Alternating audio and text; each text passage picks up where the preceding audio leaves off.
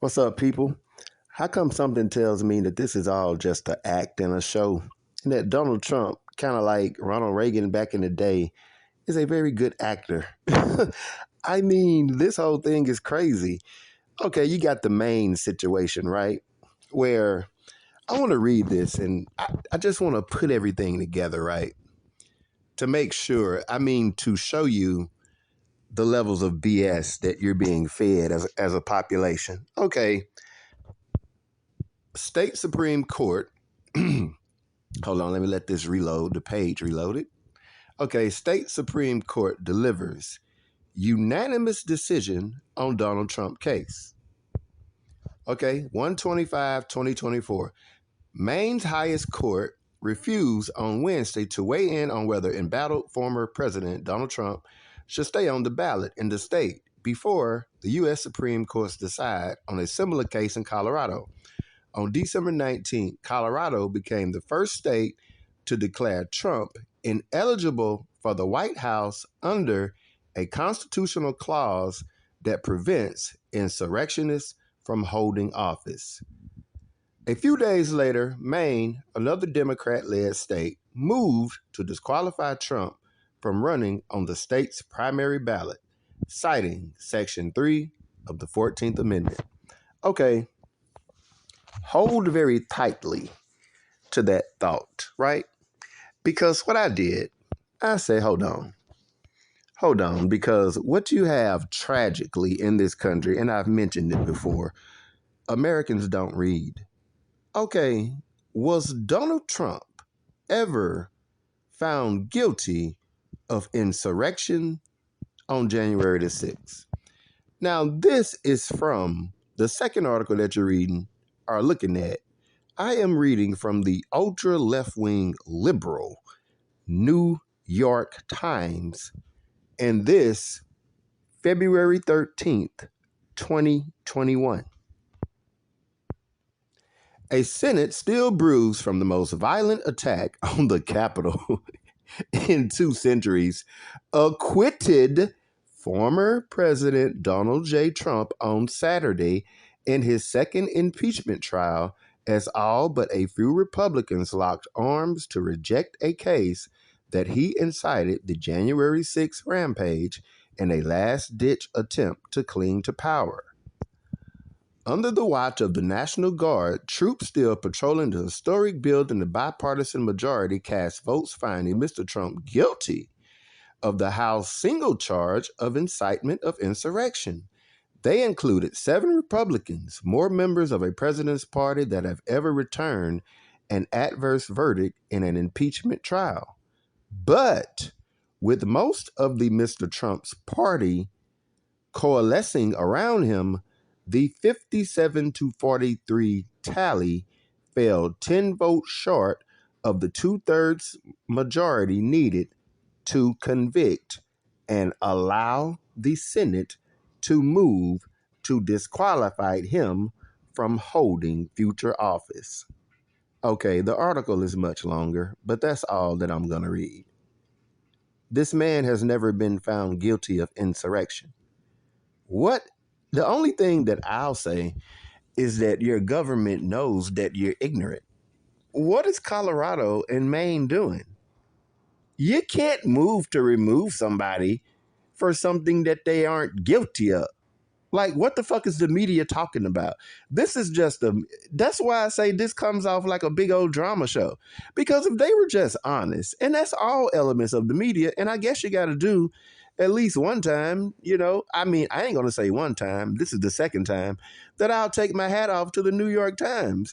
You're literally reading this from a liberal publication. The man has never been found guilty. So any form of the media telling you that Donald Trump can be removed, this is just a drama show. This is like a political soap opera. It's a political soap opera. And I'm just wondering, is any of this real? Because it's just so silly. Americans are silly.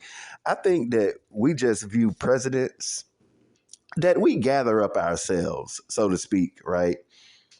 We gather up ourselves and we make two general assumptions or two generalizations about a couple of people in which everybody puts, I don't know, their accumulated personal inner gathering, if you will, around, a person.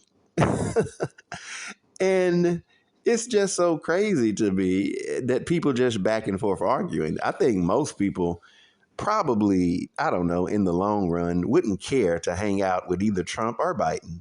It's just a very general way that they align their personal selves with these personalities. And then they go back and forth. I read these ridiculous comment sections and they get up to like 2, 3, 4, 5,000.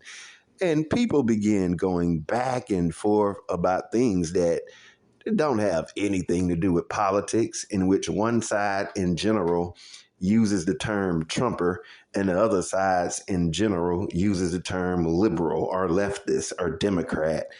And they begin to tell off into everything. I mean, they be going all the way back to the French Revolution. I'd be like, what does the French Revolution have to do with the American election coming up?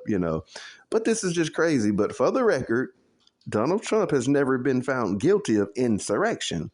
And I, quite frankly, think that BS was just a CIA operation.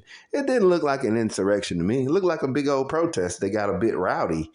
And the U.S. government, like, do you even know how Capitol security works? You can't get up there. You can't get no large crowd of people up there unless they were allowed. And they literally, I mean, the Capitol Police literally allowed it. So that whole thing was staged and structured because the globalists and the underground gulag who truly run this country, they're not really worried about Donald Trump. They don't care about Donald Trump. They've got enough money to buy him.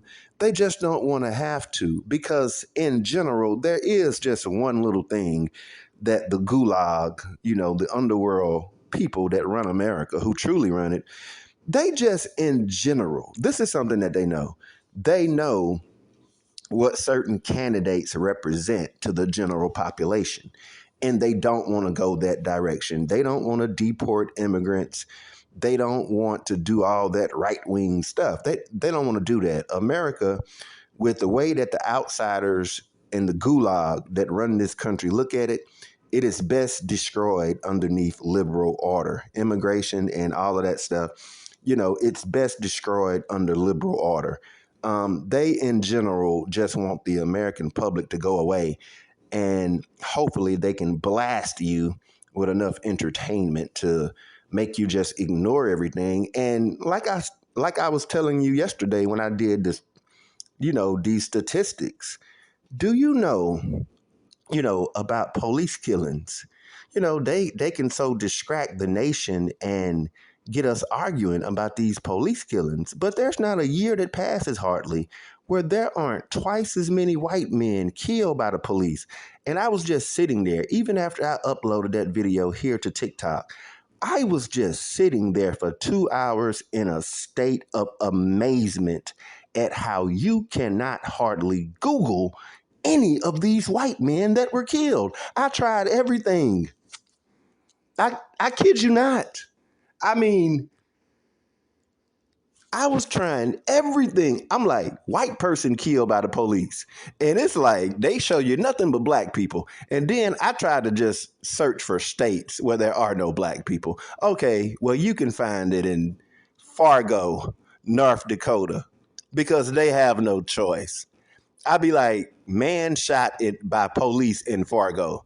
Man shot by police in Cheyenne, Washington, or Cheyenne, Wyoming, That is the only way that you can find it. If you search man shot by the police, you are going to come up with a black story, despite the fact that 2 times as many white men are killed by the cops. But you can't find it. It's impossible. So whenever they be screaming by black, I'd be like, whatever, man. I don't even want to hear it no more. What the fuck ever. Get out of here. Talk about the white dudes killed by the cops. Okay, but you're under media control. Donald Trump has never been found guilty. They're just tailing you along with political soap operas and drama. I'm out.